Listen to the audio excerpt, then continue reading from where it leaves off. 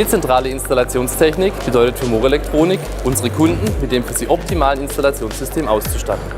Das gelingt kostengünstig mit unserer XACT12 Passivverteilerfamilie, mit unseren Metallverteilermodulen oder mit unseren beständigen IP69K-fähigen Edelstahlverteilern.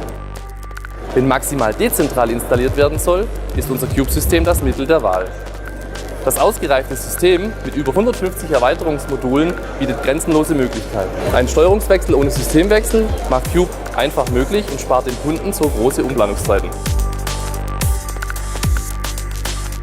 Die One-Cable-Technologie bietet eine übersichtliche Installation in der Maschine und die maximale Diagnosetiefe wird nicht nur im System, sondern auch in der Cloud und in SAP dargestellt.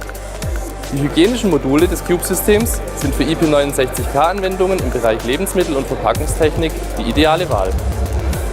Damit bietet CUBE die maximalen Möglichkeiten für unsere Kunden, ihre Anlage modern und anwendungsgerecht zu installieren.